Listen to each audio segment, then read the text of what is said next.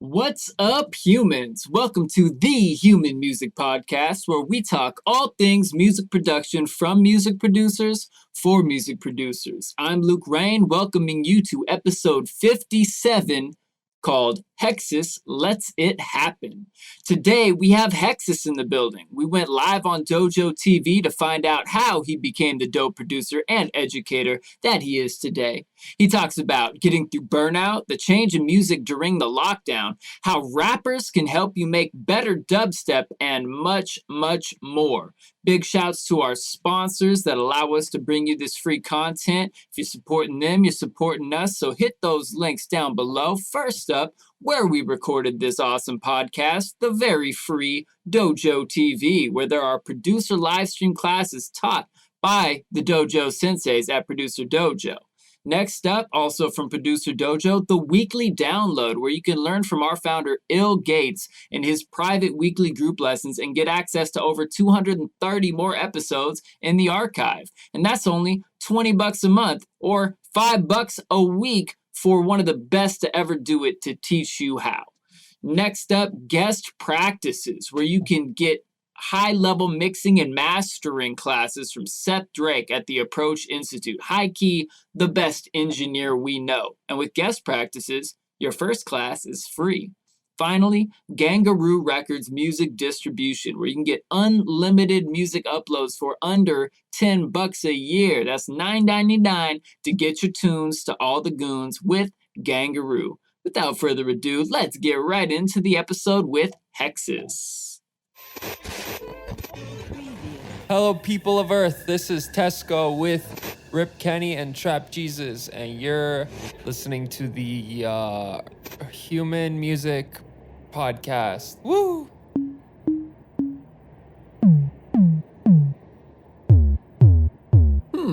Human Music Podcast. I like it. Where's that sheet music you told me to memorize? Oh yeah, man. Dustin, you didn't memorize the sheet music, bro. You got to sing the song. It's the human music song. You don't know it by heart? Is it the same cadence as the weekly download? It's human music time.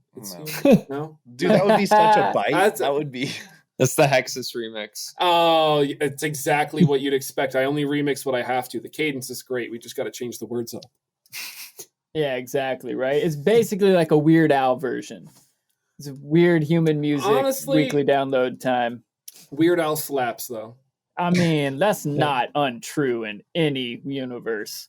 You know, that guy's got hits. Amish Paradise? Who's not here for that shit? What's up, everybody in the chat? I see people. Yo, we got Bunny, some wubba lubba head in the dub clouds. dubs. Squid Eye. We got What some is baby good? Yoda putting the flames up because it's May the 4th be with you. Yep, What's I up, got my Star Wars shirt Day? on. Hey, that's You what's red up. nose. Who you got on that Star Wars shirt? Boba Fett. Oh shit, man! Hasn't he got a TV show on the way? Yeah, he's got one coming. House See, it says Fett up. He's fed up.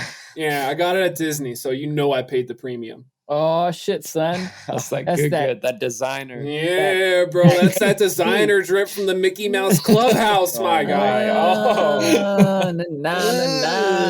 there we go. There's the live chat. For everyone joining in, please drop your favorite Weird Al song in the chat. Yeah, Rollin' you don't nerdy. get to stay in the chat unless you right. drop White and a nerdy, yeah. White nerdy. Yeah. You're right. How could I forget? That's how I found out about Weird Al, because the Charmillionaire song was on the radio, and I was like, "Mom, this is cool." She's like, "You can listen to the Weird Al version." Yeah. That song was G back in the day, dude. I definitely felt like a little gangsta. Al's when got I flow. was in 8th grade. Yep. Yeah. Yeah, Al got bars, man. Yeah, what's up, And Gem he's willing City to do Dad? whatever with his hair, so you know that's always a plus. When he went full on Coolio, Bunny says that word shit was crimes. commitment. Okay, Amish Paradise. All right. Hey, anybody know the night Santa went crazy? That shit was a bop, though. No, it sounds like it's got to get added to my like chaotic Christmas playlist, though. Abso-fucking-lutely it does, bro. I'm telling you, man. Yo, so I know we just kind of jumped into this episode. Usually I try to radio voice it out and give it a, hey, what's up, humans? Welcome. But we were already in the middle of a good conversation. I was like, oh shit, it's 6 o'clock. Hit go. And we just kept talking. So welcome everybody to the Human Music Podcast. We are very excited to have with us today the one and only Hexis. Dustin is in the building, y'all. If you're at all a part of Producer Dojo, you probably know a good bit about this guy, but today you're going to learn a lot more about him and about the stuff he likes and maybe even some stuff he doesn't like. You never know. Rants are ready, he said. He said he's ready to rant, son. And that's awesome for me because it makes my job earlier. I just get to listen to cool rants instead of having to come up with this many questions. Yes. So I'll let you do it. You got the radio voice, man. Well, then, let's get down to your superhero origin story. How did you become the you that is currently you? Straight up. How did I become the me that is me? Well, honestly, making a lot of mistakes. It's the only way to get better. But get out there and fuck up, kids. Let me tell you, ruin your life in your teens. It'll make your 20s a learning experience. Woo! That is my true advice. No, I mean, I've been producing music for, it feels so weird to say, but 7 years now. I know. It's weird to say. Like, me too on the dot, dude. Me too on the dot. I was gonna say that's all. Your shit sounds great. Oh, come on. Listen, it's and you know the one thing I always say when people talk about like, oh, I've been producing for this many years or that many years, and it goes back to one of the first things I actually learned from, shout out to Ilgates. One of the first things I learned from Dylan was it's not about how many years or how many months or whatever you're doing. It's about how many hours you're willing to put in. And I will say there was a good 2 years where I lived in my parents' house and I worked a delivery job from home because I was so close to the delivery place that they would text me when there was a delivery because I could get there before the food was done. And that just allowed me to work on music. I kid you not, like 10 hours a day, 6 days a week for 2 years. And lit. Yeah, it was a lot. You know, I definitely learned a lot. I grew a lot, but you know, I also ended up by going that hard all the time, I burned myself out pretty bad after a while, which is when I learned about burnout. Let's see. What else goes on in the story? I started working in music. I think, when did I quit my day job in 2018. It has not been easy. Congrats. But it has not been easy, but it has, you know, it has been well worth it. You know, even and we can get into this in a sec because I love talking about this, but even when, you know, you're not necessarily out there playing shows and doing things like that, like to wake up every morning between 11 a.m. and 1 p.m. and be able to do my and be able to do my job, doing things, you know, either working on music or doing things in the music industry or, you know, the entertainment industry in a larger scale. It's great. And there are days where it feels like it's not worth it, but you know, when my roommates wake up at 6 a.m. to go to work, it's worth it. Amen, man. Yeah. Truer words never spoken. Mm-hmm. He's got the hustle in him. Yeah.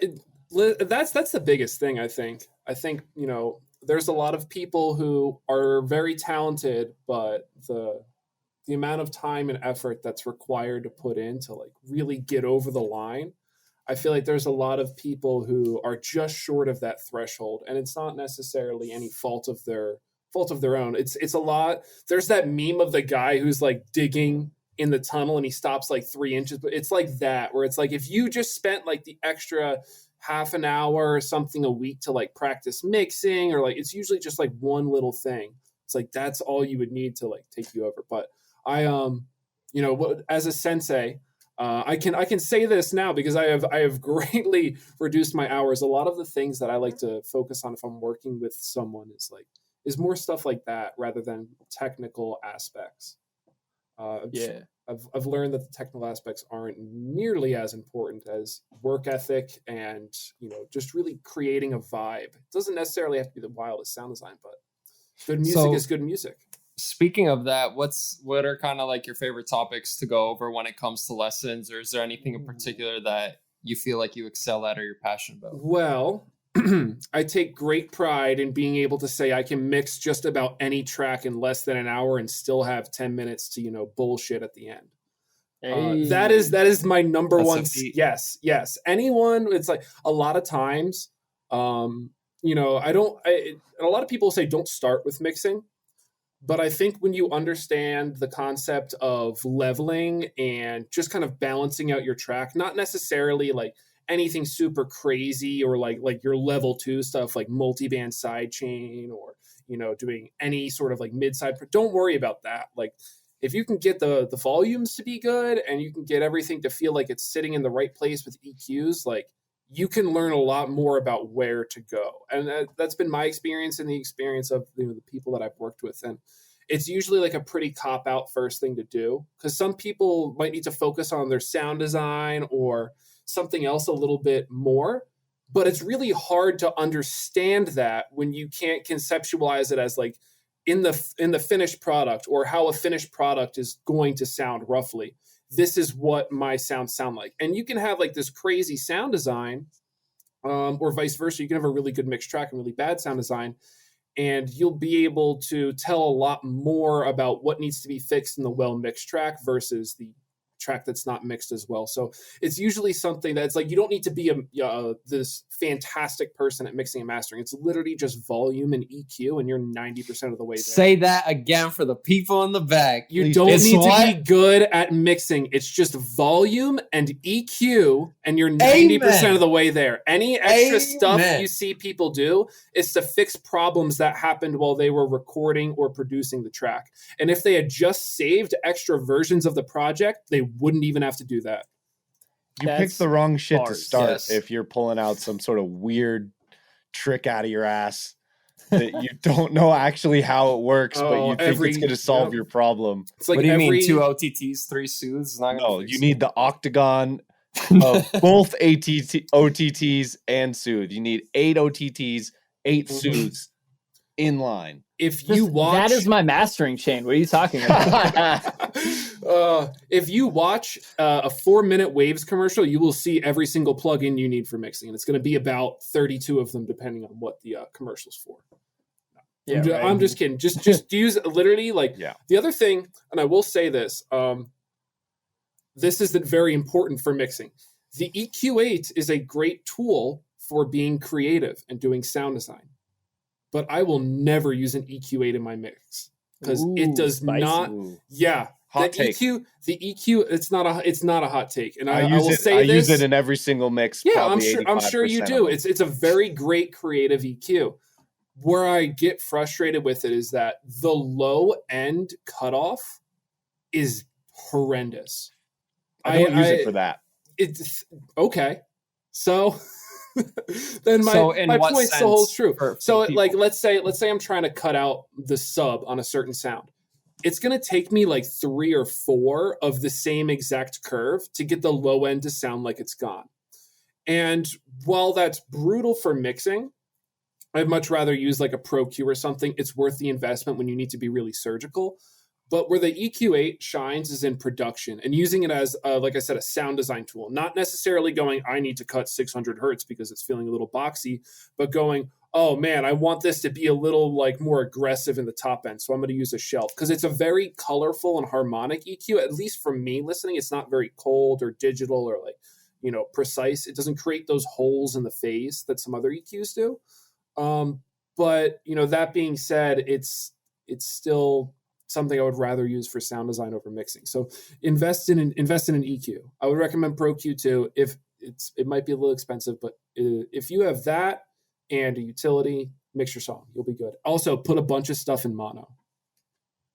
All right. Wait. That was actually a lot of gems right there. That one right at the end there. Oh, put a bunch of stuff in mono? Yeah, we need to unpack that. Dive on it. Oh boy, here we go. All right, so here's what you're going to want to do, everyone. Go ahead and download yourself a Fisher song and put it into your little analyzer tools and be amazed at how much is mono. And then go, wait, this mix is really clean. And then look at it again and go, oh, 99% of the tracks in mono. The only thing that's not in mono is the vocal and the lead synth. it's going to make your life a lot easier when your kick does not have a bunch of wide stuff going on and you're not trying to fix your mid sideband on your master channel. Just trust me. I'm gonna have to try that because I've been playing with some different theories on that. The other thing is, we're into mixing now, so I'm going to start nerding out. A lot of people, raise your hand in the chat, and we'll give them 30 seconds. Raise your hand if you cut your subs off at 100 hertz. Like the top end? Like you roll off above exactly 100 hertz for your sub. Like 90 or 100. I'm saying I'm guilty of that. Okay. Negatory. I don't. Okay, Evan doesn't. Evan probably knows. So I'll wait for some people to get in. But by the time they get it, they're getting it in. We'll be well on our way. Yeah, it's all right, man. Don't wait for the chat. They got a delay. I know. I said I wasn't gonna wait. I said I wasn't gonna wait for. We got usually 120 hertz or 130 hertz. 130. We've got a hand where all the fingers are tiny hands. That's creepy. So honestly, what you want to do is pay attention to what key you're in, because you're going to cut the sub off at a different frequency for every song, or I should say for every key. And the reason for that is, let's say I'm just cutting it off hard at 100, and let me just do the math real quick. C is 32, 64, 128. Okay, so let's say the highest note in my song is C, and that's 128. Well, then that's where I'd want to cut off my sub, because that's still part of, the sub. Whereas if I'm writing a song that's in F and the only bass note I use is F, that's at 49 hertz. And I'm actually going to start my bass around 60 or 70 hertz. And the reason for that is subs don't have any extra harmonics. So you can be a little more, what's the word I'm looking for? You can kind of let them fly a little bit when you know what notes you're playing. Yeah. I feel like that would have to use more of a, money thing for that. But yeah, you can be a little more free with your subs when you're like, okay, this is the note I'm in. I'm going to cut it off at the highest note in my bass line because I know I'm not getting any harmonics above that. And now that lets me pull down all of my bass to that. And what ends up happening is you actually get a lot of extra texture, at least in my experience, out of your bass than your sub. Usually, I don't know about you guys, my sub's usually a sine wave, which doesn't always have a lot of texture to it, but sometimes my bass will have really nice texture, between 80 and 100 hertz. And as long as I do, what I was doing with my sub, or sticking with the note C, my sub hits at 64 hertz and my bass is at 128 for the, next octave up. I don't usually want a lot of that frequency, so I'll just dip out, whatever that octave above the sub is on my basses, and that way I can get that really clean sub. I can let my bass breathe a little bit more into the low end. If you have any width stuff on your bass, it starts to sound pretty interesting when you let the width come down a little bit more into some of those, different octaves. And for me, it's gotten me really good results that feel, when you hear a song and it feels like the bass and the synth and it's like the whole stack is just one sound, and it's not, but it sounds like it is. For me, that helps out with a little bit of that. Definitely something I've been neglecting. I'm going to say that. Math, yeah, baby. That makes perfect sense. That definitely makes perfect sense. OGK in the chat's like, Hexis says, carry the 7, square root of the wub is 128. Yeah. Hey, bro, quick maths. If you guys haven't, I'm going to throw out a little piece of freeware for everyone. It's called SCAL V5. It is a music math calculator. It will tell you, this is what I mostly use it for. So pro tip. What I do is I use the Bpm to Note Shift, right? So when I'm remixing songs, I very much like to slow them down. I've been really inspired by that, older Houston wave from the mid 2000s. And what I can do is pull in this song and go, okay, this song's 174. I want to pitch it down 5, or I want to pitch it down 7 semitones. So let me start typing in BPMs, and it'll tell me at what BPM, without using any warp modes or anything, I'm exactly 5 semitones down. And for remixing songs, yeah, because then you don't get any of the artifacts that you get with warping or using the pitch bend in Ableton or the pitch shift in Ableton. I just get clean, slowed down audio. And the best thing is that I've noticed this a lot with Ableton. When you're stretching things out, you get a lot more artifacts than when you're compressing them in. So if you know what BPM you want to change your vocal to, you're better off using the pitch to get it to be longer. If you need to like slow it down, or like shorter if you need to speed it up, and then just adjusting your pitch after that, rather than like just having it at the right speed and stretching it out to where you want it to be. You'll get a lot less of those like kind of grains. Yeah. So to clarify for the peoples, basically, if you need your vocal to be longer and also at the same pitch, instead of just stretching it, you lower the pitch, not on a warp mode, to make it longer, consolidate it, and then pitch it up with a warp mode to get to the pitch that you want. It's a little convoluted, but the audio quality is much better. Yes. It makes a lot of sense. I mean, like you're saying, like the root that everybody needs to understand is like slowing down a record player. The pitch and the speed are directly correlated, and you don't lose any sound quality because it's a completely analog system. Basically, he's saying start with that.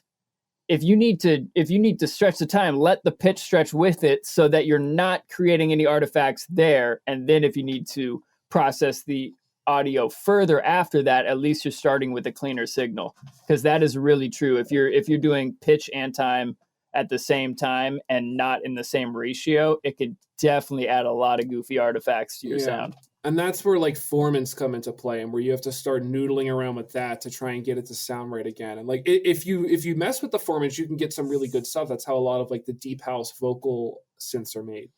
But I just find for like a lot of times when I'm using like rap acapellas, I don't necessarily, I either want to pitch it down 5 semitones or I don't want to change the pitch. There's not really.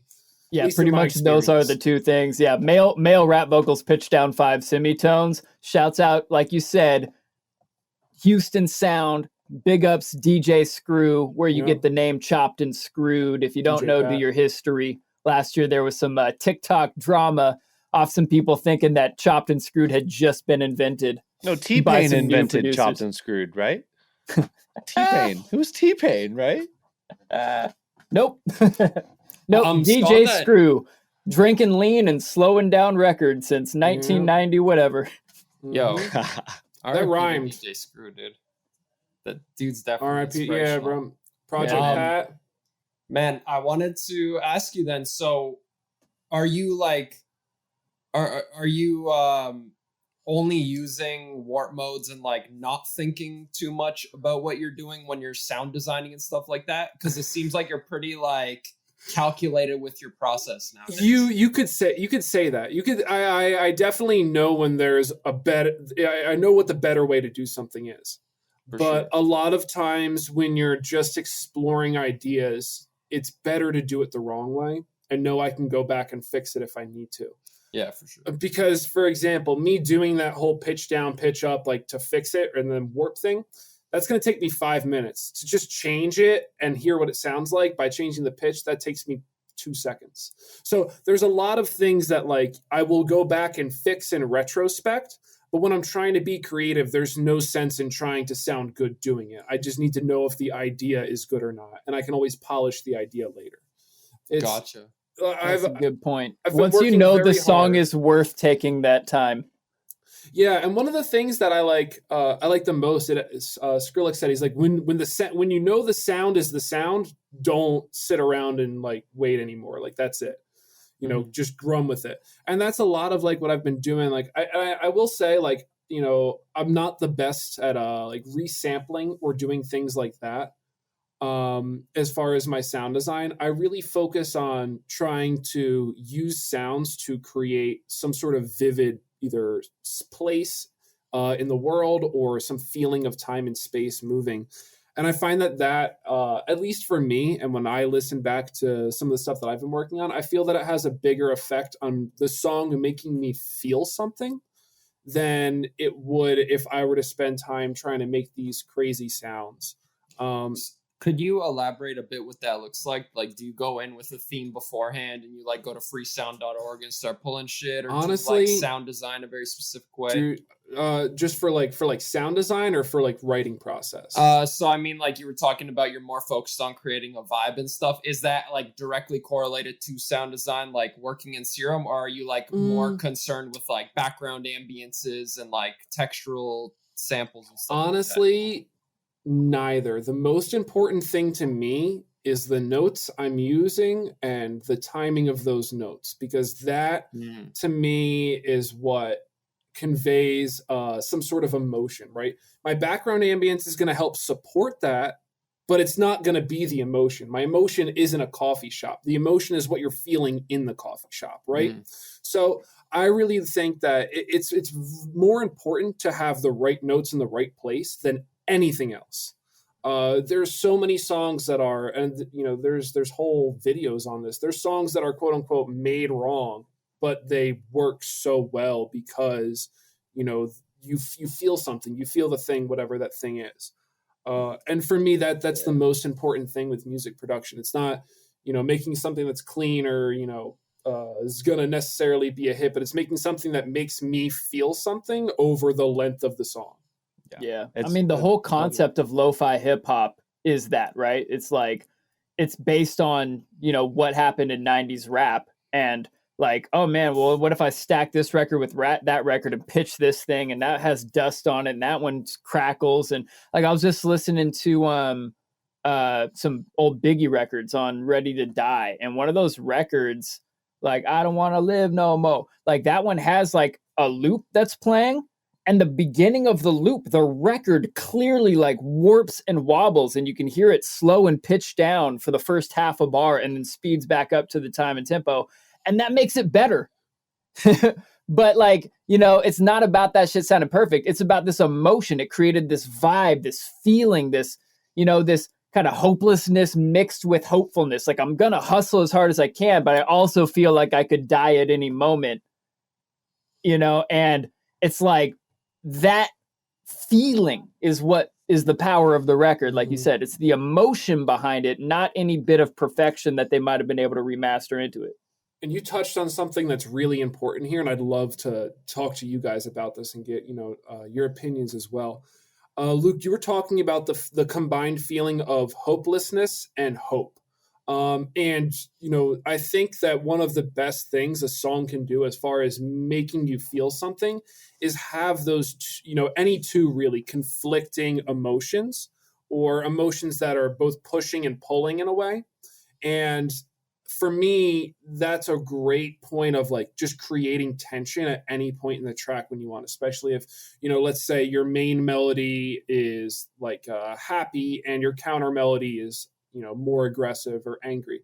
When you get the two of those, you know, not necessarily fighting with each other because they're in the same key, but portraying opposite feelings at the same time, it creates, you know, when you hear a buildup and you can kind of like feel the knot in your stomach, like that's what, you know, having those conflicting emotions does. And I love that in any song. It's the same thing with, I think, any art. You know, any art is that's considered good is like, you want to feel good about it, but there's some sort of deeper meaning that is conflicting. And it's, you know, a tale as old as time as far as making people feel stuff.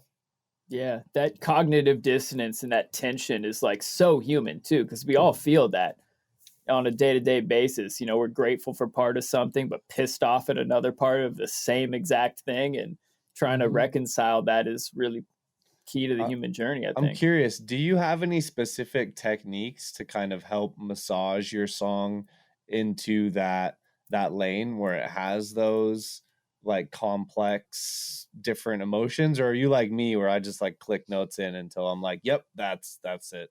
Well, one thing that I learned relatively early on, and it took a long time for it to click, but usually when at least when I'm writing a melody, if it's not like a one note melody that's focused on some other thing and it's actually focused on the notes changing, usually if I have a melody that the notes are primarily rising and then dropping to a note, if I want a conflicting feeling, I want to choose something that's in the same key, but generally is going down, but jumps back up to a note.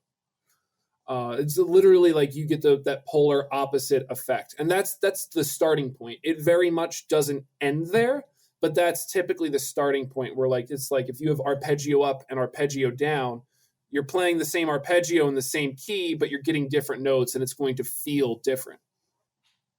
Man, that's dope.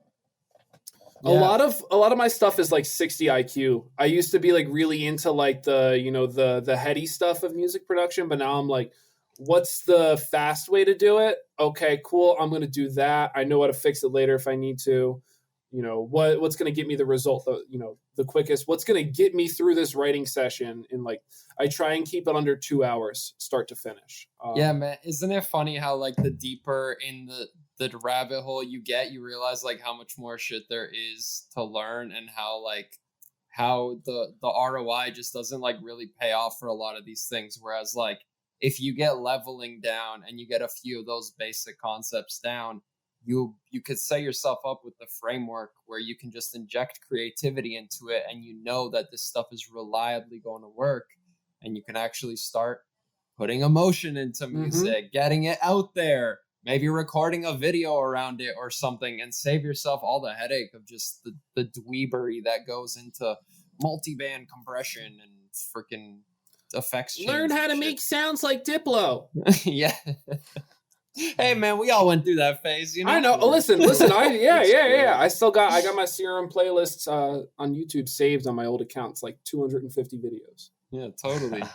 and that's like, I think you kind of have to go through all of that to realize how kind of trivial it is in the grand scheme of things. Like, yeah, being good at sound design is a good way to separate yourself, but it's like, an emotionless melody is not going to be saved with sound design.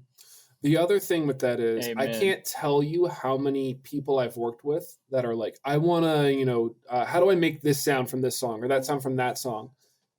And the answer is basic wavetables. Yeah. And they're like, what do you mean basic wavetables? I'm like, yeah, you don't need anything crazy. You just need to know how to use it.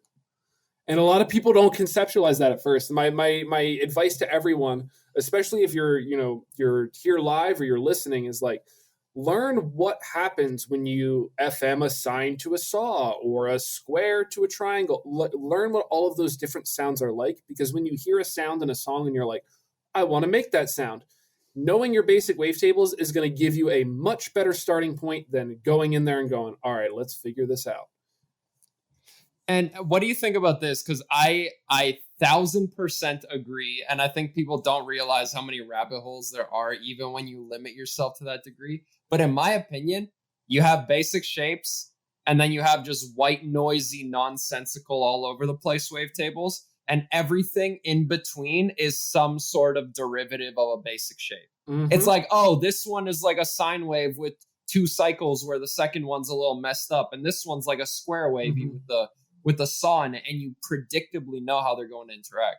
Mm-hmm. And sometimes, if there's a lot of harmonics, it's a little hard to judge. But for the most part, you're absolutely right, where it's like, once you know what the different shapes sound like, you can look at any wavetable in any synth that's a wavetable synth and go, okay, that looks like a sine. It's got some little ridges on it that are a little triangle shape. So I know it's going to have some extra harmonics to it, but in general, it's going to be a sine. That stuff really, really helps, because if you can get, like I said, I was talking about like 90% of the way there with basic wavetables, that gives you the ability to then go, all right, time to flip through every wavetable until I find the one that has the harmonics the way I want it, or, whatever that thing is that you want to find it different about the basic different than the basic wavetable. Yeah. I have another thing I'd like to bring up with you and hear your opinion on. After going through years of, doing the whole dubstep thing, learning sound design really intensely and stuff, do you agree that the best part about learning sound design is to be able to flip through presets and just tweak them how you want? That is beneficial. Being able to, take a preset and in a couple of minutes, it's something different. Do you ever do everything from scratch? Because I find now that I know how to do everything, I just like flip through presets more often than not. When I'm writing, yes. I still do like to sit down and go, oh, okay, these are the songs I listened to this week. These are the sounds and, things that I really liked about these songs. Let me sit down for an hour and see how many I can make. I still like to do that, once every couple of weeks, once a month. just because, you know, I don't want to have to keep buying presets. And I know I can make the sounds if I just sit down and give myself the time to. So I try and do that like every once in a while. But for the most part, yeah, it's like once I know what I want and I know what to look for, I can go, okay, I know I like to use this as a starting point for making this type of sound, or I like to use that preset as a starting point for that type of sound. And then I can just customize it from there because I know it's like having like hot cues. You know what I mean? Like I know like the 8 presets for like the 8 different types of basses that I'll start with. And then I'm like, okay, this one needs some more sizzle, or you swap it out really quick. Yeah. Side note, Hexis has some killer serum patches available in the producer DJ marketplace. We don't need to. If you're not all the way up to that level, feel free to just grab his, use them, and tweak them. That's always an option. Yeah, but that is you can do that. There's some good stuff in there for all of my people that like to make heavy bass music. If you were making something a little more melodic, I would suggest hold off for a sec or listen to the demo track before you go. But for the heavy bass people, you're gonna love it.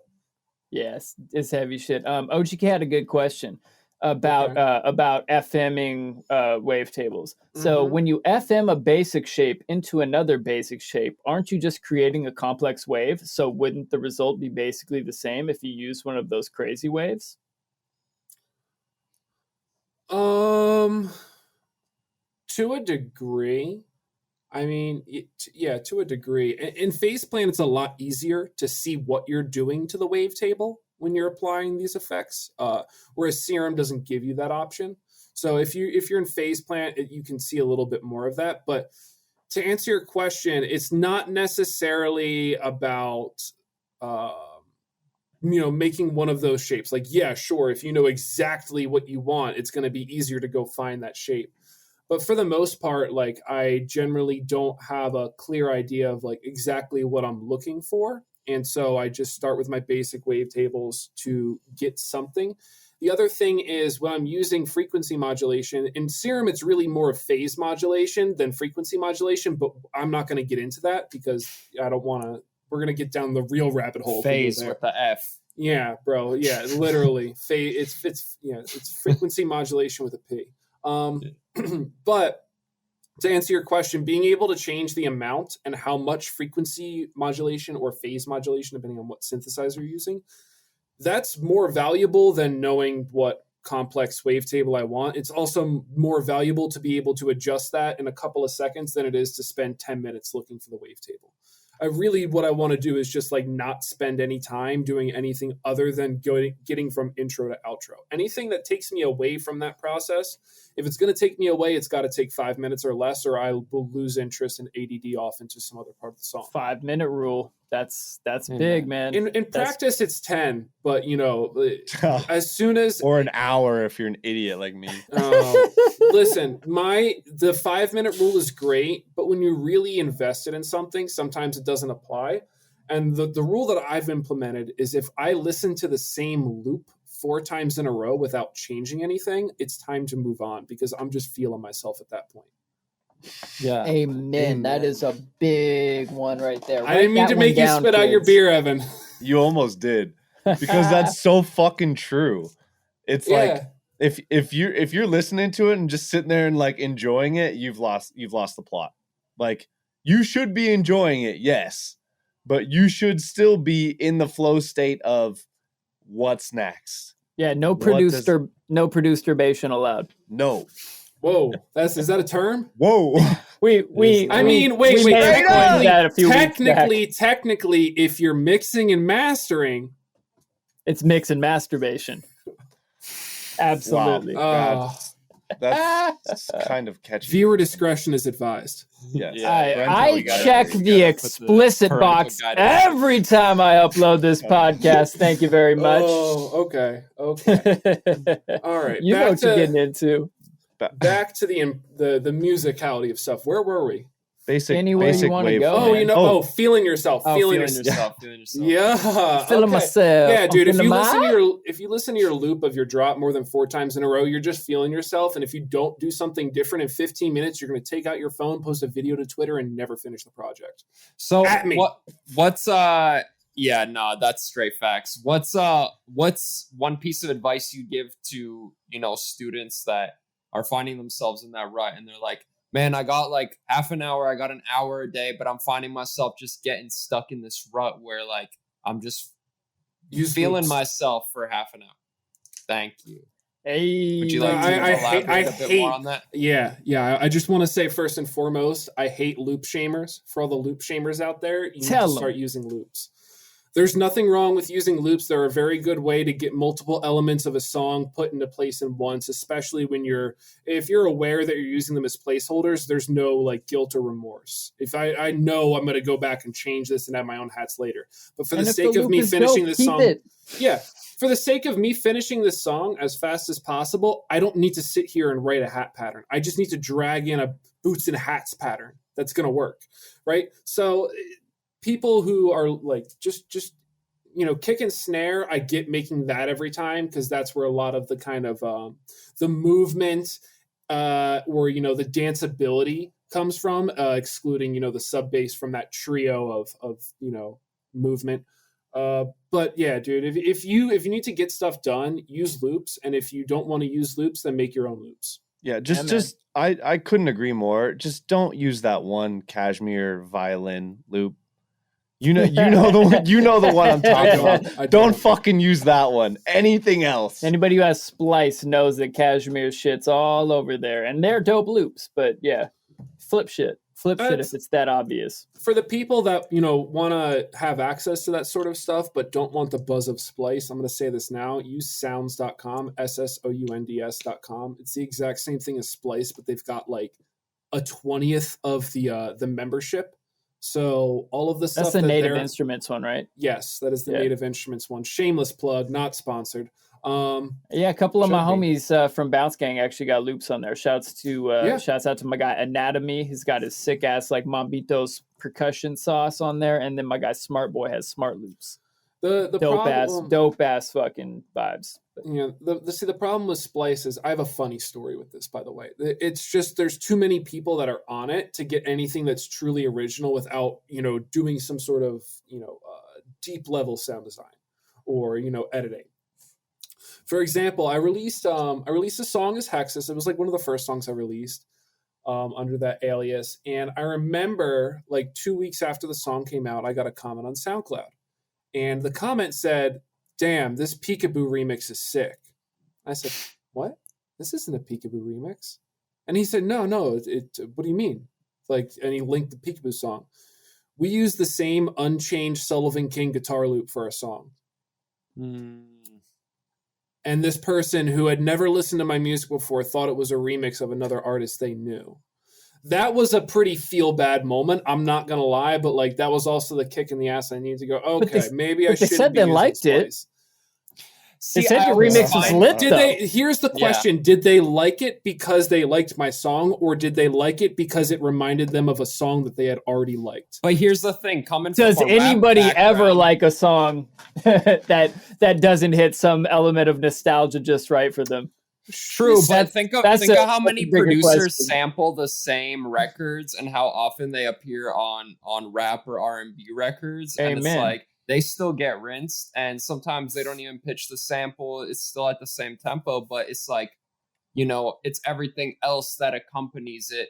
In this case, namely the artist, but it's like if you're in the world of sound design music, then your sound design is like your rapper flow. And it's like, I don't see, I get it from your perspective where you're like, I thought I was putting this original piece of content out into the world that was 100% representative of me, and somebody mistook it for something else. But I kind of think it's like a producer oriented mindset, because if you drop that live, that shit would go off. And it was still a very sound palette for you to express yourself. Yeah, and at that time I was really struggling with a lot of stuff like that, and kind of because after a while it becomes a real game of inches, and the mindset is the most, and I think we talked about it a little bit earlier, but mindset I think is the most important thing. Shout out to actual factual mindset. But if you're I wasn't mentally prepared to receive that comment and read that. So I had a very bad reaction to it, and I let it, eat up too much of my mental capacity, and it probably derailed about 3 months of producing. Right. In all reality, I could have also gone, whatever, brushed it off and like not taken any offense to it. But I feel like when you're a producer and you're putting all of this effort and energy and emotion into like, creating your music and getting a response like that, it's not necessarily deflating because, like I said, it's all based on perception, but it does feel a little weird when someone says your original thing isn't so original. And I know everything's a remix and that's okay. But when you make it, you feel really original when you make it. I didn't know that Peekaboo song existed until that person commented it. I would have, if I had known that song existed, I would have never used that loop either way, because I would have said that doesn't feel original to me. It's done been done, son. Yeah. And there's a lot of things that I think are like that, where it's like, especially with sound design, I think that it's a little more okay to kind of bite sounds if you're making it yourself. It's a little bit different when you're using the virtual Riot presets from Splice, but I feel like when I sit down and I'm like, I like the sound that this person made, and I spend 45 minutes making that sound myself and really getting it to where it can fit in my music and it's not a replica of this other artist's sound, I don't care anymore at that point, because there's no I took this from a sample or I took this from somebody else. I created this myself, regardless of where the inspiration came from. Man, one thing I find nobody else really put it together often like you. is true. Yeah, and one thing I find really often is a lot of the new and upcoming fresh artists that I've seen in the coming years, like I don't have a dozen examples coming to mind, but there's definitely been a bunch of people. First person that comes to mind is Eugene. I love Eugene, not shade in any way, but like, I don't feel his sound design is that mind-blowing. He uses a lot of very familiar sounds, but the way he articulates the flow of the sound design is what really makes it come to life. And it just goes to show that, like, yeah, like, you can FM all these crazy wavetables in Serum, you can do all this crazy shit in Faceplant, but at the end of the day, does this feel like it's got a flow and a movement to it that makes you want to move? Because if not, it doesn't matter that nobody's used these 4 different sounds that you've checkerboarded if it's just disjointed and it's not working together to get the same point across. Right. And honestly, as far as like my own personal production goes, when I'm thinking about something like that, I am, we've already talked about, I'm so much more concerned about everything other than what I'm actually making. It's just not, like I've said so many times, it's not important. Yeah, man. Or not that it's not that it's not important, but that is a secondary or tertiary thing to do. That is not a primary thing to focus on. Yeah, I feel you on that. So we're talking about like flow and like the fact that the flow of what a producer does and the way it makes people feel and the way it makes people move is more important than whether or not every single sound was original or designed from the ground up or any of that, which 98% of listeners don't even know to think about. Right? So let's dive into a bit of what you do when songwriting to make sure that you're getting a dope flow and movement. Well, the number one thing is I'm sitting in a chair right now when I'm producing every 15 minutes or so. Anytime I make any sort of change to most of the time my bass line, because that's where my foundation is in a lot of my tracks, I get up out of my chair and I play the beat, play the loop or whatever, and see if I can dance to it. And if I'm a very bad dancer, so if I can dance to it, I know for sure anyone can dance to it. Amen. That's very, very important. I know there are some genres, some subgenres. I'm not going to give them the credit of being a whole genre. There are some subgenres of electronic music where it's not necessarily as mandatory to have a steady beat. And while those songs are very cool, I fear for the poor kid who's having a bad trip at a festival and a Little Snake song comes on and now this kid's a puddle of spaghetti. I was about to like make a joke about like Little Snake been real quiet since you said that or some shit. Like, oh my God. And it's here's the thing, that is great art. But as far as being something that is effective on a dance floor and effective off a dance floor, it's, you're not going to be able to hit both things like that. And again, it is what it is. It is a great piece of art, and it is a great way to push boundaries of electronic music, which, if you ask me, I will forefront say it's been a little stale the past. I know there has been a lot of events going on, but we're getting a little stale here. Man, high key, as having been that super high kid on the dance floor, except it wasn't that a Little Snake song came on and confused the shit out of me while I was dripping face on acid. It was that I was at Little Dragon and it sounded crazier than Little Snake. I'm talking about the pitch kept like changing, the song sped up and slowed down. Yukimi was singing in tongues. She's I'm like, oh my God. They're really going outside the box. And my friend's like, what are you talking about? This is like the most basic house music ever. I'm like, oh, you didn't take the same acid as me, did you? Dude, that was so a fun night. It's so funny you mentioned Little Snake as the example there, because I saw Little Snake at Shambhala, and that is literally the only set that I've ever watched in person that I couldn't even bob around to, because the snare goes on every third beat. Yeah. You literally can't even dance to it. Like most stuff, like even Cursa, who's like neuro sound design only. Yeah. We were bobbing and weaving to that, but Little Snake is the only example. You just don't try dancing.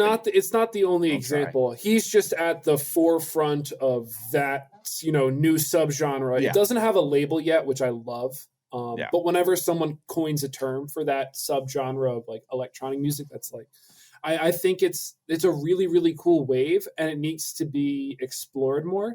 And I think someone's eventually going to find the fine balance between that and a more stable drum beat, and that person's going to blow up.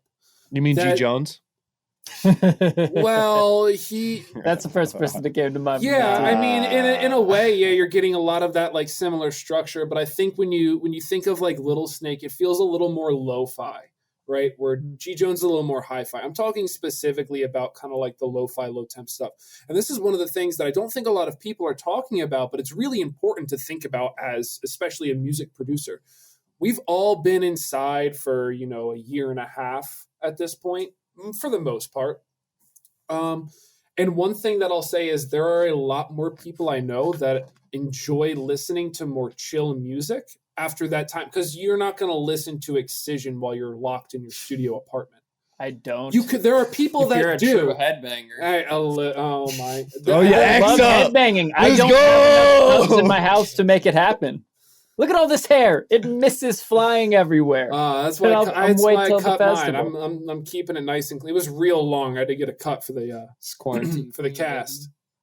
But my point, you didn't have to do that. The point being is that people are generally listening to a little bit more chill music now than they used to. And I think we're going to see that translate to live events. The other thing is, like, I don't think people talk about this enough, but when that like 4 p.m. set hits just right and you're chilling in the hammock at Forest out in the trees and you can hear it coming from the Sherwood Court stage, and it's just like a set of vibes, whether it's a jam band, house, chilltronica, something, that is a special moment in time. Like, I don't want to hear a rhythm set at me personally. There are people that do. I don't want to hear a rhythm set at 2 p.m. when I walk into the festival grounds. I'm not there yet. That energy level is like when it needs to be saved for the night, when I've built up all the energy and I'm real pumped and I'm going to go see fucking Subtronics crush it, or I'm going to go see Space Wizard, drop some crazy shit. And it's like, for me, there's a very much a time and a setting for every type of music. And like, I think it's important that people focus on, there can only be so many people that make the type of music for one time and one setting. Right? There's only so many time slots that can go around at every stage between 10 p.m. and 2 a.m. There needs to be music that fits the vibes in those other slots. And for me, it's like, I really enjoy, I thought I liked making dubstep. I really enjoy making things that are for the more chill time slots, where it's like, I can dance as aggressively to it as I want to. I can also not dance to it at all and just bop my head and have a good time. I can lay in my hammock with my eyes closed and still enjoy the music all the same. I want to be in that area because that's where I feel like, we talked about this a little bit before we started recording, but I didn't say this. My goal with music is just to reach as many people as possible and have a positive impact on as many people as possible, right? So if there's only so many people that are going to fit in these time slots and I want to impact as many people as possible, there's a common denominator that's not going to work there. So I need to find some other emotion that I can channel instead of the 20-year-old headbanging me, to figure out where I can fit into that spot and have a positive impact on people's lives. And I mean, LS Dream still fills up stadiums as LS Dream. He did as Brills, he does as LS Dream. Yeah, very different vibe. And on an interview I heard with him that always stuck with me, he's like, yo, just because people aren't headbanging and losing their minds doesn't mean they're not fully engaged and enjoying the hell out of the set. Mm-hmm.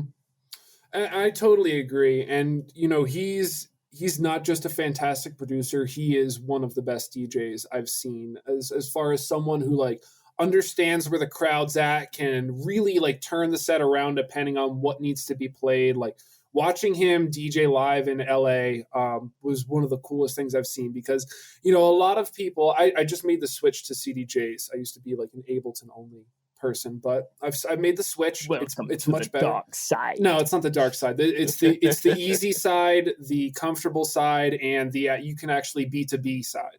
I actually really enjoy all of those things too. Yeah. Anyways, but getting to watch him do that and kind of look at the crowd and feel it out and go, okay, this is how they're reacting to this song. Let me cue this up. Or I just played a bass house track and they were really digging it. Let me go grab another one. And not necessarily, when I did everything in Ableton, it was so planned out and I was just playing these over-the-top aggressive dubstep songs at 10 p.m. in a club that was only a third of the way full. And I was like, this is cool and I'm having a good time, but there are people that are just trying to chill at the bar and they're just getting started. What I'm doing isn't fitting. So just rotating off of that. I don't know. It felt natural to me. But it took a lot of thought and a lot of time. And I also, nobody knows this, I took a year off of music from March of 2020 until 2021. I think I only made 2 or 3 songs in that whole calendar year. And it was the best thing I ever did for myself. Man. So let's talk about that. You mentioned earlier in your superhero origin story that you dealt with a little bit of burnout after year 2, dealt with a little bit of burnout during COVID. Let's talk about what happened, what you were going through, and how you've made it to the other side. Yeah, I mean, the biggest thing for me is that, especially the first time I got burnt out, which was right after my EP had come out with Producer Dojo. And I was dealing with some other stuff that was, outside of music, but I felt such a level of pressure because it got a well reception. It was the first release on the label, all, yada, yada, yada. And I felt like everything I had to make it needed to be a step up in sound design, complexity, flow. And I spent all of this effort trying to outdo myself that I wasn't being myself. And over time, that just sort of compounded. And it gets to a point, anyone in the chat or anyone listening will know this. When you try and force it so many times, you eventually get to a point of no matter what I make, no matter how good it is, I'm disgusted with it because it's not what's in my head. When you get to that place, the only thing you can do is take a break. There's no other way to push through that. I know that writer's block is just a mental thing. Well, it's I didn't have writer's block. I had Dustin block. I was preventing myself from writing music. It wasn't a lack of creativity or anything of that. I sat down and tried to write a song, every day, every other day, but it just didn't, my mental space where I wasn't able to turn that into something that, really made me feel something, because my goal was never to make someone feel something. It was to make songs that impressed people. I needed to take at me. What the fuck? At me next time. Listen, people, listen to what he's saying. You can save yourself the trouble. So the first time I took a break was, like I said, in 2017. It was about it was about a month. And when I got back from that month, I released the music that was doing better than any music I had ever made. And then, you know, I think it was around the time I was getting ready to write a second EP.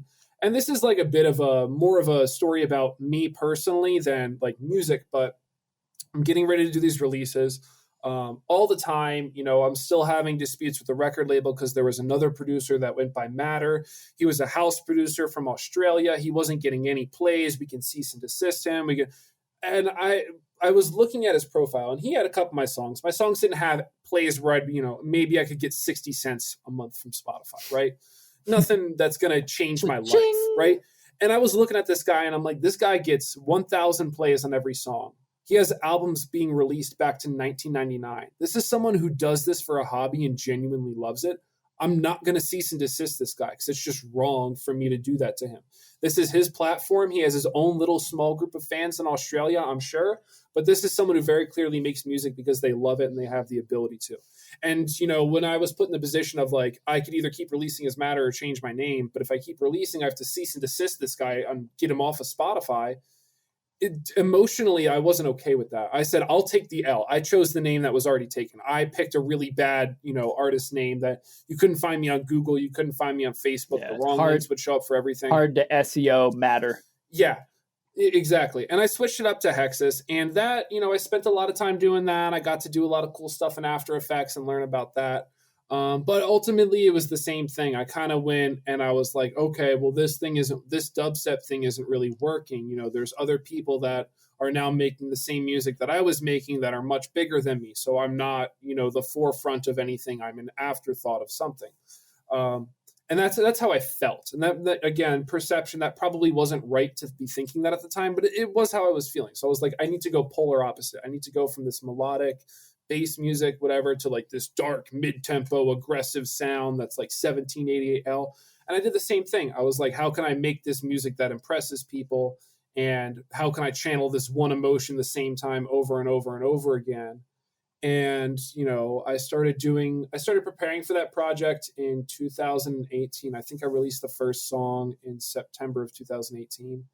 And by April of 2019, even February of 2019, I was like, this is washed. Like it went horrible. I lost about 75% of my listeners. People had no clue that I changed my name. They couldn't find my songs. Turns out there's a pop punk band called Hexis that was using all the same links for me for Apple Music. So anytime someone clicked on one of my songs for Apple Music, they'd listen to pop punk. It was all of this stuff that just like I had tried to put in all of the foresight I could, and I just like couldn't do it. But it was still, again, so forced. So not, you know, just letting myself be myself. And like I said, I had to take 9 months off of making music for the most part. I did things that I needed to do, you know, as far as making sounds and songs for, you know, either clients or other people. But when it came to making something for myself, I just didn't have the juice in me, and I had to really like stop and go, how do I feel? What do I like? You know, and I think this is a big one here. When you're looking to find like, how do I express myself through music? I found that the best way to do it is it's like a 3-way Venn diagram where it's like, what music do I like? What music am I good at making? And what music do I have fun making? Whatever is in the center of that 3-piece Venn diagram, that's essentially your style as a producer, right? Because you're taking your influences from things you like, you're making good music because you're going, I'm just inherently better at producing this type of music, or you're taking influences from that type of music. And then, you know, the most important part is, what do I have fun doing? And if you can figure out, it takes a little bit of time to get to the center of that. But when you get to the center of it, it's gonna be really easy to go, this is what I want to do, and I don't have to look back. But it took me a really long time. It took me 7 years to get there.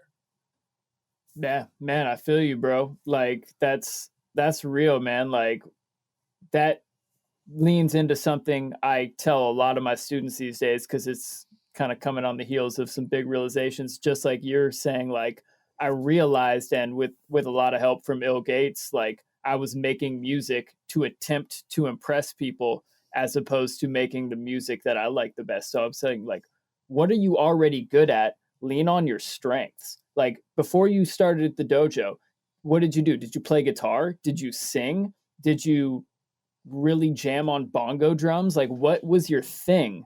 And now you're like, okay, yeah, you're great at bongos and guitar, and now you're just trying to do only dubstep. And I get it. I love dubstep too, but why doesn't your music have any bongos or guitar in it?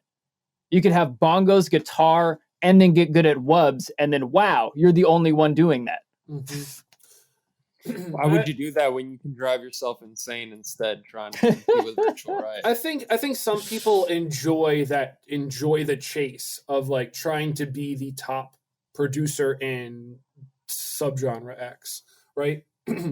It's for some people that's enjoy. For me, it's not. I have to be creative. I have to feel like I'm being myself. I have to feel like I'm expressing myself. I'm much more of an artist than I thought I was. I thought I was a producer, but I'm starting to realize I'm a bit more of an artist, especially with how much I complain and how jaded I get about certain things. Good realization, man. You know, I think you bring up a really good point. And while I think you can make something that you like that still impresses people, but I think it's also subconsciously when I listen to a song, I can hear if there's a person in there or if it's just a shell of a producer that's like, all right, here we go again. Yep, time to make another drum and bass release for UKF. Well, what's I think it begs the question, what's actually impressive? Because I don't think things that sound like you're trying are impressive. They sound insecure, which is, again, a direct quote from Ill Gates from a really important conversation we had a while back. I think like listening to what my non-producer friends listen to, what my girlfriend listens to, most of the tracks they play aren't the most impressive. They don't listen to crazy shit. They don't listen to impressive shit. They listen to shit that is pulled off flawlessly. Like the vibe that they were going for. I mean, like, I don't know how many of y'all know that Ariana Grande and The Weeknd song, Save Your Tears for Another Day. Huge song right now. Very simple pop arrangement, but every bit of everything they attempted to do was nailed. And there's nothing else, nothing extra on it. And like the first couple times you hear, okay, that's a pop song. And then it comes on a third, fourth time and you start singing along and like, you know, singing the counter melody that comes in between the lyrics. And you're just like, oh my God, there's not a wasted moment in this tune. This is just really well done, start to finish. And our producer brain might listen to that and be like, but it's too easy. All right, then you go write Ariana Grande's next #1 hit and tell me it was easy. If that is true, can we collab, please? Can I get in the room and learn from you? Fuck. There is a reason and a lot of people look at that and they're like, oh, look, Rihanna had 37 writers on this song. And it's like, it really takes that many people to make a hit. It's not a one person thing. It takes a team of people and a team of opinions and a team of producers to be able to make the work song. That song is one so Max simple. Martin or 36 producers. But like, find a Max Martin song without a co-producer. That dude gets in the room with dope ass people and makes shit happen. Like that's part of his genius is that he doesn't say, I got to do it all by myself. He gets a writer's room together. We got a few dope writers, a few dope producers. Let's make this as good as possible. And if it's not yet, let's send it to somebody else. You know, Ill Gates said it on his episode a few weeks back. It's way better to have a percentage of a record that does really well than to own all of a record that does okay. By a lot. 100% of 60 cents a month on Spotify. Yeah. Or do you want your 8% of $1 million? I know what I'd choose. Yeah. And it's it is very hard to do that stuff. So you got to give those people credit, and people, this is so simple. It's like, but it's catchy. You heard the song once and now it's stuck in your head for a week. You don't even have to listen to it again. That is hard to do. That is the hardest thing is to have the confidence to run with the simple idea and to know it's the one, right? Because the simple thing, it seems like the obvious choice, but it's not the obvious choice because you continue to make it more complex, right?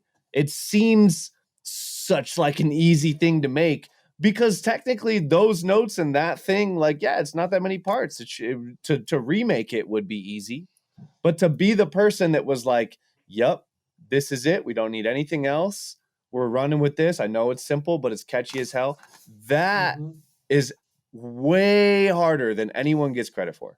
Well, and Evan, now that you record your own vocals too, like, I think you can agree it's quite a process to like commit to a vocal melody, make sure it's catchy, make sure that's the one you're rolling with, record that, record all the layers to it, record the next line, make sure that all of the intensity of the takes is the same. It's like, yeah, you know, The Weeknd and Ariana Grande still have to perform this, and it's going to be dozens of layers that all need to be synced up. It's going to be, you know, just because it sounds easy to you doesn't mean that there wasn't a lot of deliberate thought put into the vocal arrangement and stuff like that. And that's like aside from all the production stuff. Yeah. Some of what's not easy is saying no to all those other really good ideas that didn't quite fit in that spot, or there was an even better idea that could go in that spot and you had to make that tough choice on which one's the best. And like Ill Gates teaches us, go back to the Ill methodology, listener can only hear two things, the singer and the band. If you want to have this cool counter melody, the singer needs to shut up for a minute. And there can't be a drum solo right then. Like, one thing at a time that takes your attention. Did anybody else have that realization after, I don't know if anybody went through it the same way, but coming from like dubstep and this complex music, you always look at like beats, like hip hop, pop music, and you're like, oh, that shit's so easy. Oh, dude, I sound design complex basses for a living. Like, I got this shit. And then when you actually try and do it, artists aren't fucking with it. And people are like, you know, what's going on? My sound design is cooler than what's going on here. Yeah. And it's just like, yeah, no, artists really do want that simple beat. That one that you wrote off that you said is too easy, too basic for you. The one that has all of the space for the artist to actually come on top and do their thing. Yeah, that's the one they're looking for. Because if you're intending for vocalists to be there, they're going to ask, where do I fit? Where am I supposed to put my words? The other thing is, when you're producing for a vocalist, you're better off dropping it. Once you know what key and BPM you're in, just drop a vocal in there. So that way you produce around it. Just don't. Man, that's a really smart idea, man. Get a pack of acapellas in your genre. Yeah, just know that like you're like, I'm not worried about the flow of this acapella. I'm not blah, blah, blah. I'm just using this to hold the space so I can produce the song around it, take it out, and record everything that fits in there. Amen. Super Love bars. that. And something 60 IQ. It's like the dumbest thing you could do, but it does the job very effectively. Yeah. I mean, a lot of producing is that. Yeah, and simplicity is genius. Like, we talk about, dubstep is this complex music and pop is so simple, but not in the arrangement. Yeah, maybe your Serum Patch was more complex and you had more macros and more things automated and shit going on to create this movement and this crazy sound, but you're checkerboarding. Kick, snare, sub, one bass at a time, and then a turnaround sound to checkerboard it out. Like, it's not a complex arrangement, and if it is, it's probably not working that well. It's probably going to get a note when you turn it into track feedback. Yo, this is a layer cake. Cut out half of the sounds. Luke, you said it, best. Like, even the best dubstep is still relatively simple, at least to me. Yeah, it just gets the idea across. It's very easy to dance to. It's very memorable. Do yourself a favor. Go ahead and listen to Dovetail by Turnian Sound. Everyone in the chat, go listen to that. Somebody song. Look that up and put it in the chat.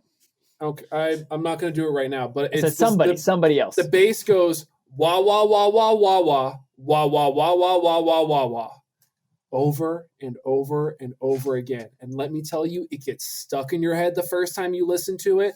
The sub bass is all quarter notes, so you just bop to it and you're like this. You're like, ugh. It's great.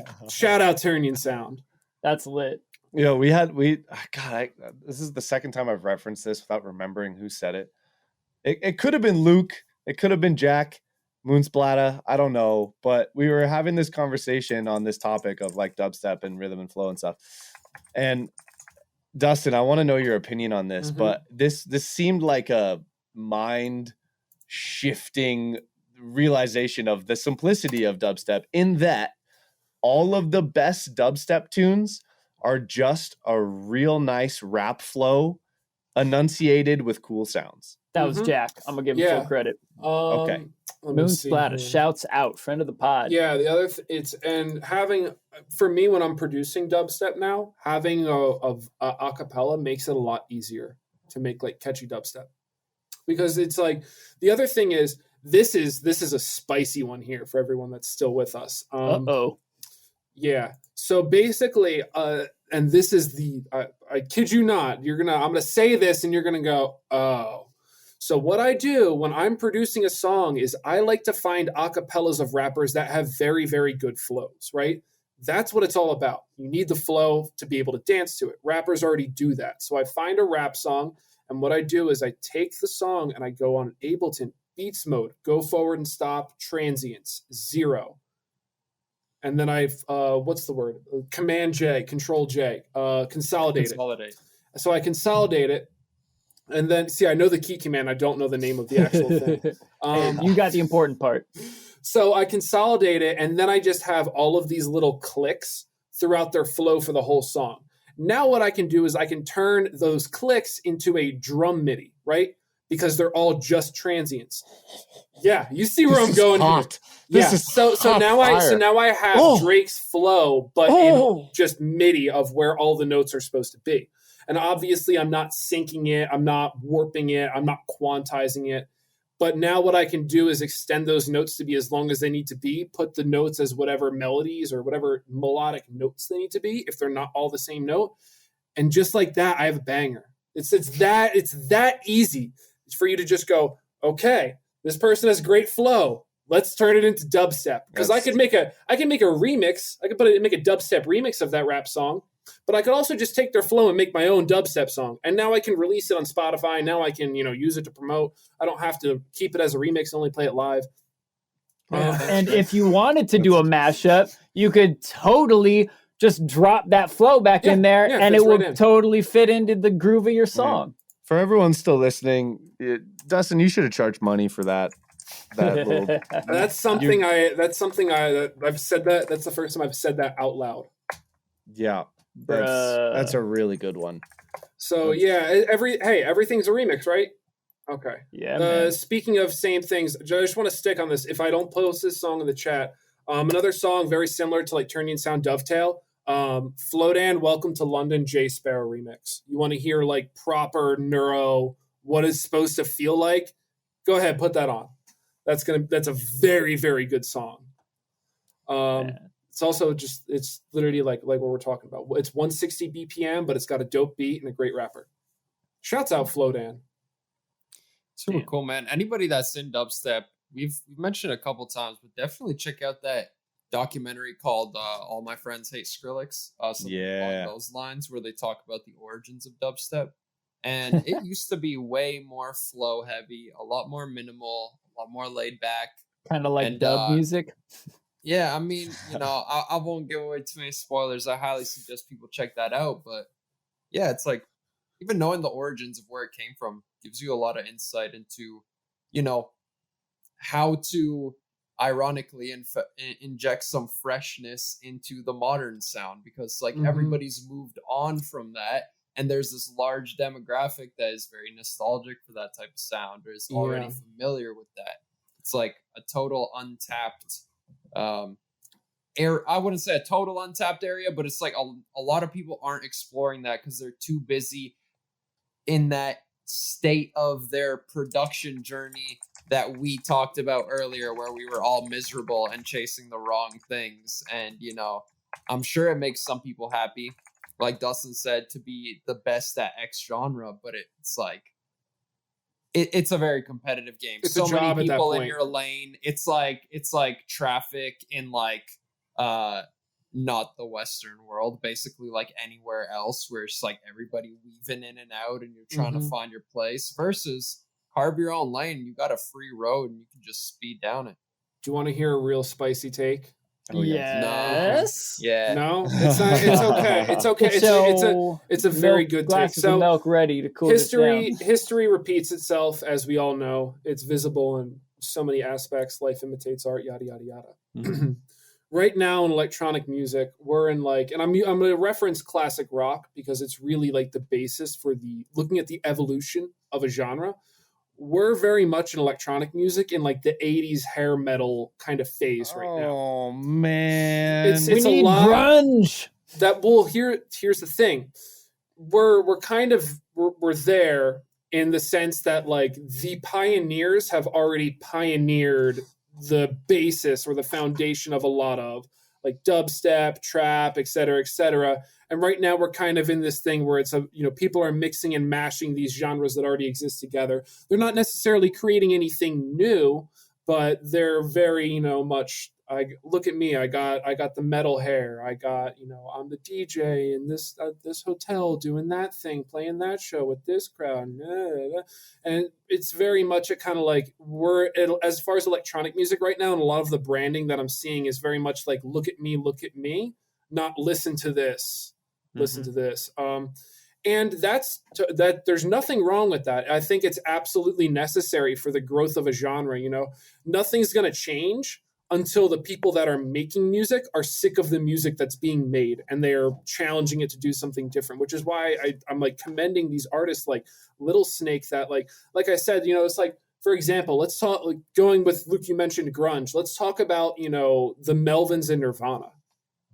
Not really that many people know who the Melvins are, but they're essentially the foundation for that whole sound that Nirvana made famous. And I think what we're seeing is that shift is slowly starting to happen, especially with like I said, like Little Snake's doing a great job. I think the Selection people are doing a fantastic job with house music and like pushing that in a way that's not necessarily challenging the genre, but I find it to be much easier and more embraceable than it used to be, especially with like, some of the techno and darker stuff is a little bit harder to get into if you're like a casual. But we're seeing some of these artists start to go, I'm going to try the new thing. I'm sick of what's going on. And when whatever the thing is figured out, it's going to catch on. Someone's going to do it. And we're going to be in a great place with music again, where people are focused on being creative rather than executing a product. But right now it's really about like I said, it's about executing the product. If you're going to make that wah, wah, wah, or wah, wah, wah, wah, wah dubstep, or you're going to make the bum, bum, bum, if you're going to make those songs, you've got to absolutely execute it. There is no other way around it. You cannot make that song and do a half-assed job mixing, a half-assed job mastering, half-assed job writing. Everything has to be perfect because the people at the top of that genre are already doing it perfect. So you need to be doing it perfect as well if you want to be on an esteemed level with, those producers in that genres or in those genres. Growth is obviously a part of the process, and I know a lot of people. I wish I would have not released music when I did. I just started kind of releasing it into the wild, and like I was like, I'll roll with it. We'll figure it out from here. And I really should have. I think I should have waited till like year 5 to start putting stuff out. There was just like so much artistic growth that needed to happen, and things I needed to learn to be able to put out what I felt like was a quality product representative of me. But back to what I was saying about like it's a lot of manufacturing products right now. It is what it is, and until people, it's not one of those things that you can just go, well, maybe we'll wave a magic wand and everyone's going to be creative again. If you sincerely like aren't happy with an artist, don't buy a ticket to their show. Like everything goes off of ticket sales in this industry, right? So, for example, if, let's say, Illenium starts selling 50% less tickets tomorrow, guess what's not going to be cool in a year? Future bass. If, who's another artist? If Fisher stops selling tickets to house shows, deep house and that stuff is probably going to start falling off. And I really challenge people, if you want to listen to like true creativity, listen to dead genres or new releases in dead genres. The other day, I was hanging out with my friends in Discord, and we listened to about 3 hours of new disco, which, if you're not familiar, it's overproduced disco music that's a little bit closer to house with the sound design, but the BPM, the vocals, and everything else is very much still disco. And that's a genre that's quote unquote dead. You don't hear about any new disco artists. You don't hear any about any new disco shows. But the people in that genre that make good music have, number one, perfected that genre. So the people that do listen to it, there's probably one artist that can do a tour off new disco. But not only, other than that, for people that want to experiment in that genre, there's no pressure because there's no one that you have to kind of like stand up to as the biggest artist in that genre. And a lot of like, I attribute a lot of this to Twitter more than anything else. And the way that EDM has been Twitterized, and what's next? Give me the next drop, the next release. I mean, we're seeing it. I could talk about releases, how people are switching from 5-song EPs to 2-song EPs, but everybody already knows that. I think it's just kind of like when you get out of that, I need it now. I want it now. I'm going to get it now. Or the next best thing type of mentality, artists can start thinking more creatively. And it's not, it's not necessarily something that one person can do and change everything. It takes a lot of people, and that takes a lot of time. Yeah, man. But it's worth the shot, isn't it?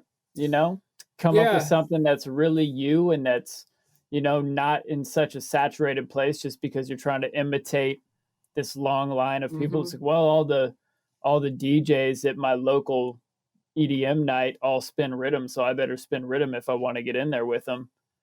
Think bigger than that. Think past that. And a lot of people, when they're producing, if they're making something that's different, at least for me, the mindset was always like, well, I don't know who's going to like this. But the fact is that I like it. And the fact is that, it's such a cliche thing to say, but you're never alone. You're not the only person that wants a blend of these two things. Half the people don't even know they want it. They just like those two things that have never heard it put together, from a listener. Or people say, oh, I wish so-and-so would do something a little more like this. Like, you might be unintentionally creating that balance between two lanes or creating a new lane altogether. But, if you're not going to try it and you're not going to have people listen to it, you don't have to release it into the wild. But I highly suggest that, you get a close group of friends that you can comfortably share feedback with, outside of track feedback streams on any site or et cetera, et cetera. The less opinions, the better, in my opinion. When you have too many people in a chat or listening to a track and giving you feedback, you start to get too many cooks in the kitchen. And when I talk to the same 5 people about my music every time, I know when I'm getting this new advice, it's consistent with the people.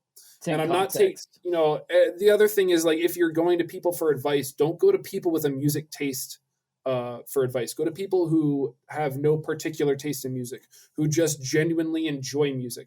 Because if you know what I mean? If I send a house song I made to a headbanger, it's not heavy enough. That's not necessarily relevant advice, right?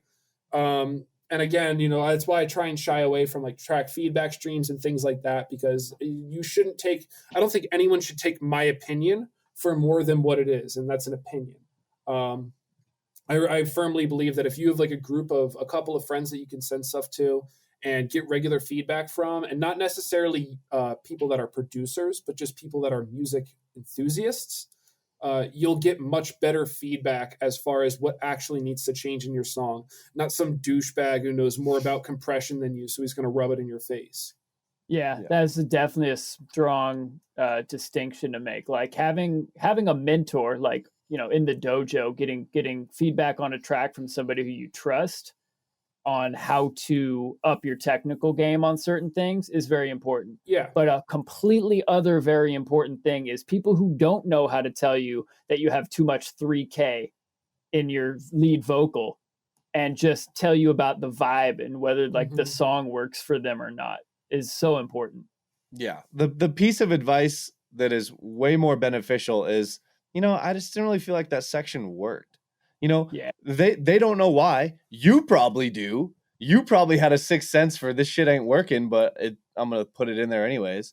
And, that because most producer friends are going to key in on the things that they're thinking about right now, or the things that they're struggling with in their music, or the new technique that they learned. Yeah.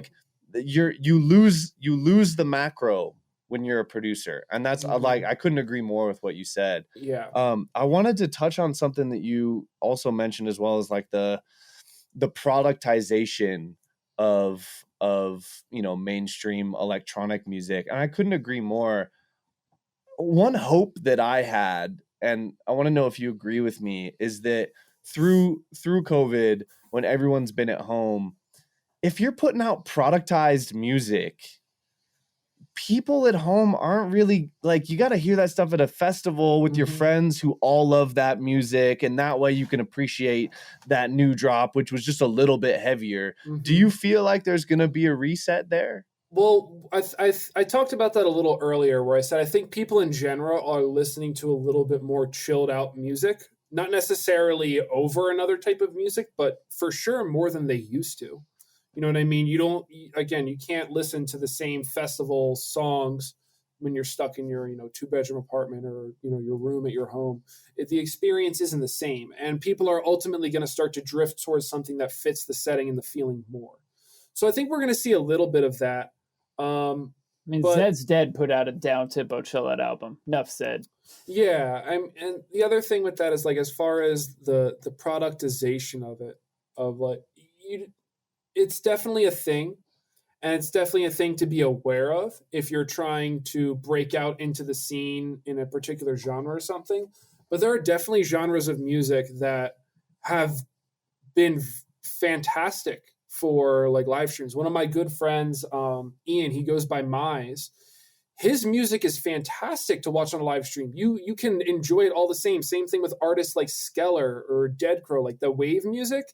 That's something I can listen to at home. It's heavy, but it still fits in that home setting where I'm the only person sitting there. Or if I want to drive 120 miles an hour down the highway, that's also the perfect setting for that music.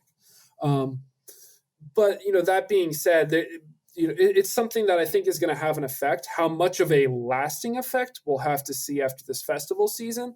But I do know that, those artists are starting to get a lot more buzz, particularly because of the situation where it's like, I want to listen to something heavy that still fits the setting that I'm currently in. And wave music, or as some people call it hard wave for the heavier stuff, I think that genre has found its gap into mainstream electronic music through COVID. And this is a perfect example of how less intense music can still be as emotionally fulfilling as this maxed out frequency sausage. Yeah.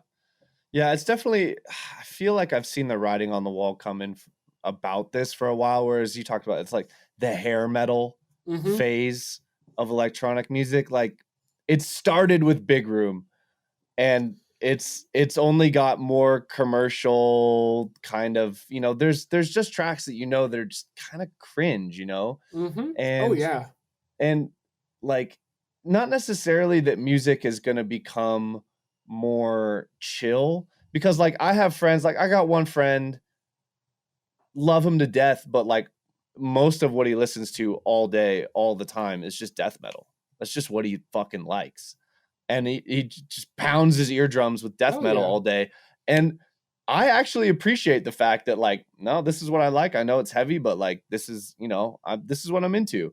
Like, so that at least helps me gauge the fact that, like, and not necessarily needs to be heavier or less heavy, but I think the thing that I was keying into is that, like, you have to be more focused on making your music timeless than genre appropriate or going to go off at a festival, right? Because when you're not at the festival, if your music is timeless, it's going to sound good, and it's going to sound good at the festival.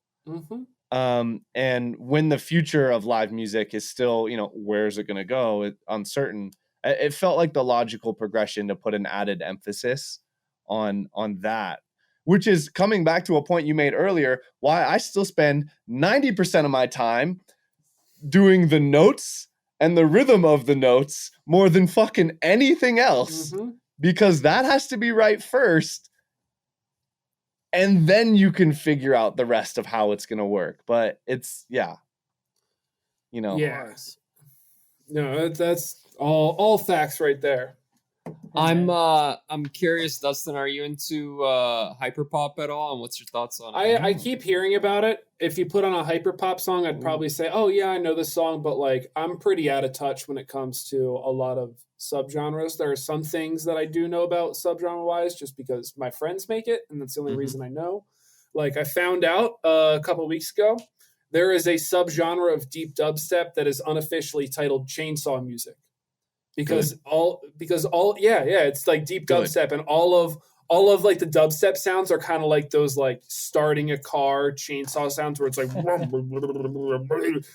anyways, my audio garbage. Seriously, go check it out. Like check out like artists like Rocklem, ROKLEM. It's just like real good, real dark. Like I feel like I'm like running an evil empire type beat. Sick.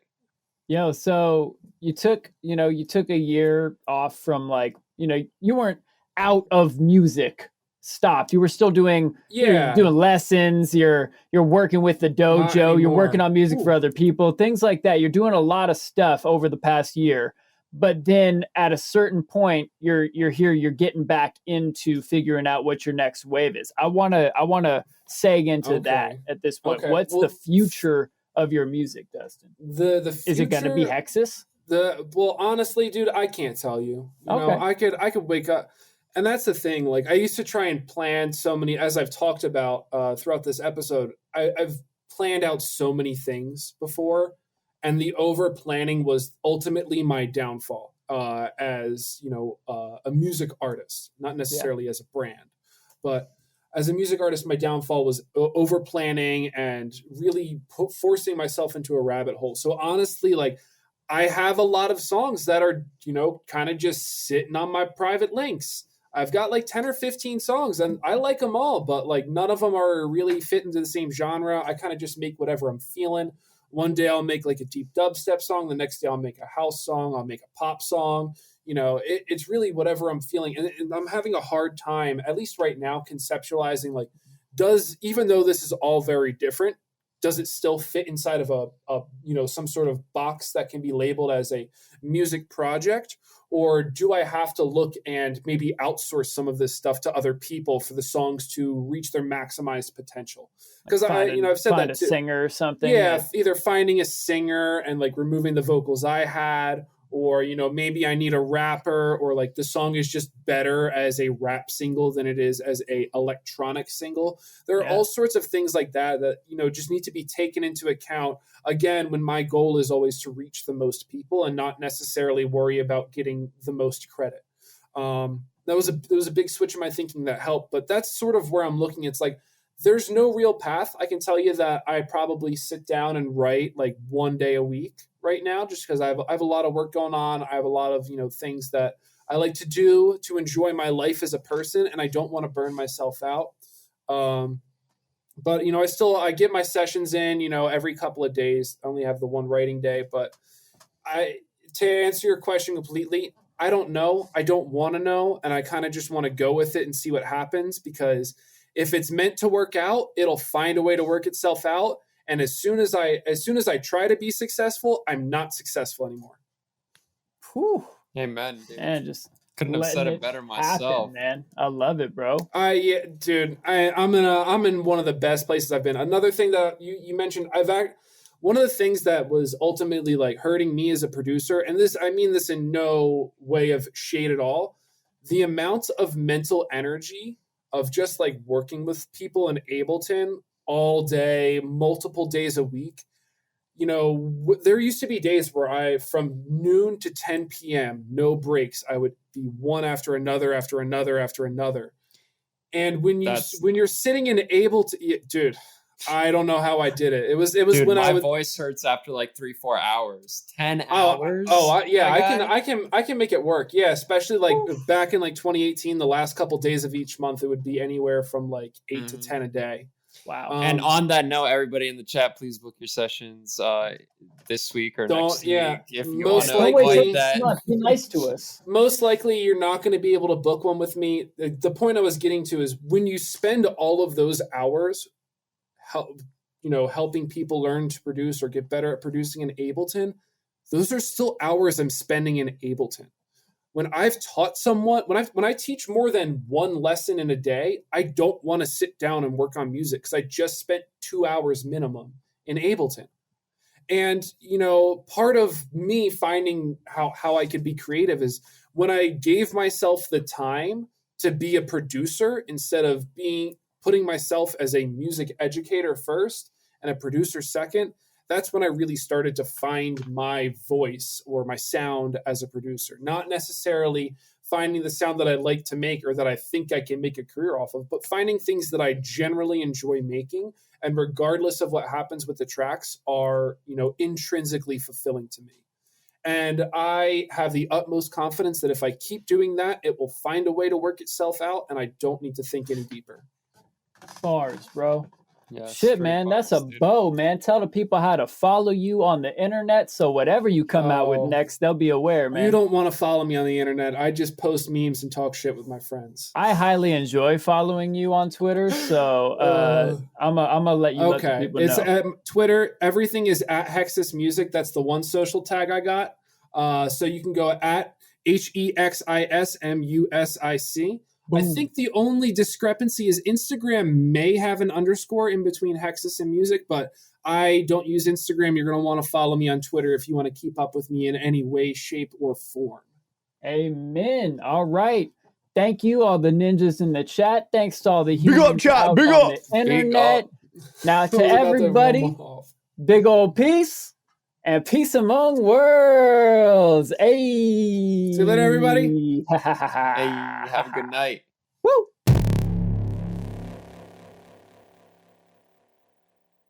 All right, humans. Thanks so much for joining us on the Human Music Podcast. Make sure you follow us at Human Music Pod on Twitter or at The Human Music Podcast everywhere else. Smash that subscribe button. Give us a rating and review on Apple Podcasts. Give us a like and a comment on YouTube or wherever else you happen to be. It really helps. You have no idea. It really gets us moving in the algorithm, gets our message to more cool producers just like you. Another shout out to our sponsors, Dojo TV from Producer Dojo. That's free. You might as well get in there. And you can join us every other week for some fun producer moments like this one. Next up, weekly download where you can learn from Ill Gates himself. Just $20 a month. High-key the best value. I've learned so many of my favorite, most clutch producer skills from the weekly download. And there's over 230 episodes in the archive that you get instant access to. Next, guest practices where you can learn from Seth Drake at the Approach Institute. I've learned some of the most important mixing and mastering, like high-level skills from Seth Drake. A lot of great ear training to get you, approaching your mix better, hence the Approach Institute. Your first class of guest practices is free. And finally, where I release all my tunes, Gvngaroo Records music distribution, where you can get unlimited uploads for under $10. That's it for me this week. We'll see you next week where we got a fun episode with just the three hosts going in on some questions. So let's see you next week. All right, humans? All right. Till then, peace out. Peace among worlds. I like it.